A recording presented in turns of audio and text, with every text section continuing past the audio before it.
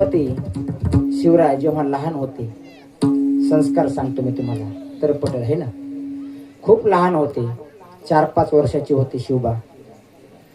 आणि शिवबांना जिजाबाईंनी गर्भामध्ये असताना तर संस्कार दिले होते, परंतु दररोज रामप्रभूंच्या, पांडवांच्या, भगवान श्रीकृष्णांच्या कथा त्यांना ऐकवायच्या.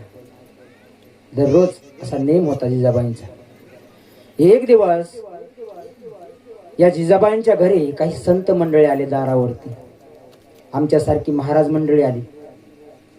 शिवबावरती चांगले संस्कार होते आणि शिवबा त्या महाराज मंडळींना म्हणाले, जय हरी बाबा. म्हणा ना जय हरी, काय जाते आपलं, तेवढेच एकदा हरी नाव निघेल ना तोंडातून, जय हरी.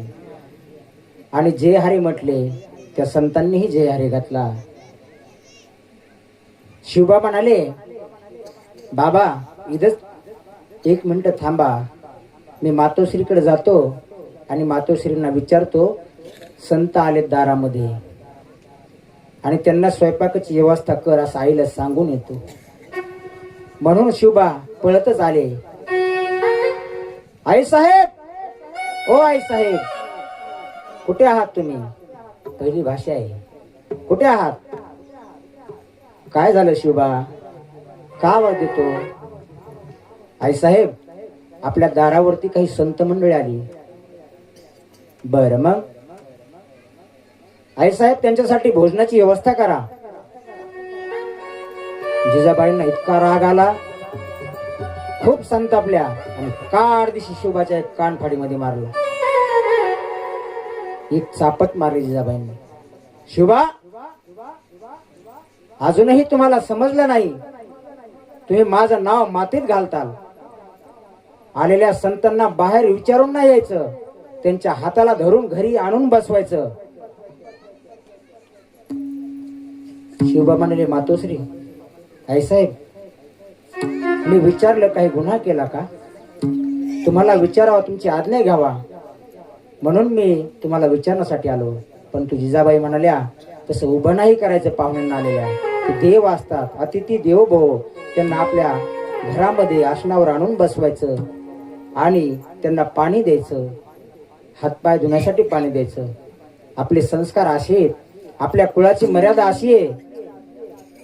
शिवबांना तेव्हा समजलं, बघा काही चूक केली का त्यांनी, तरीही आईने सांगितलं आपले संस्कार असे आहेत, त्याच्यामुळे संस्कार असायला हवे.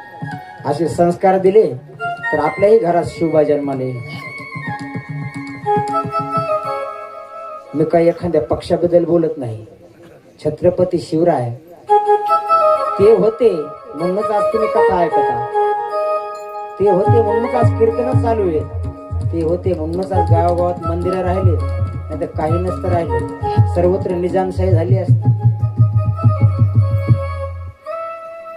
असो, त्यामुळे संस्कार आवश्यक आहे, लक्षात ठेवा. आणि त्याच्यामुळं ते तुम्ही आता घेतलंय ना, त्याचा पुरेपूर फायदा व्हावा. त्याला लॅमिनेशन करून आणा आणि आपल्या मुलांकडून पाठ करून घ्या. सरस्वती वंदना रोज जर मुखातून त्या मुलाच्या जर आली, तो म्हणायला लागला, मुखोगत झाले, साक्षात सरस्वती माता त्याच्या जिभेवर येऊन बसेल. जी काही विद्या ग्रहण केले, जे काही शिकला, तो भडाभडा बोलायला लागेल. आणि कार्तिकेय स्तोत्र, भगवान कार्तिकेयांचं स्तोत्र आहे. या कार्तिकेय स्तोत्राला बुद्धी एकाग्र होते. शाळेमध्ये शिक्षक जे काही शिकवतात ते त्या विद्यार्थ्याच्या परिपूर्ण असं डोक्यामध्ये राहतं. एकाग्रता वाढते अभ्यासामध्ये. त्यामुळे अत्यावश्यक ह्या 2 गोष्टी आहेत. आणि दुसरं म्हणजे चतुश्लोक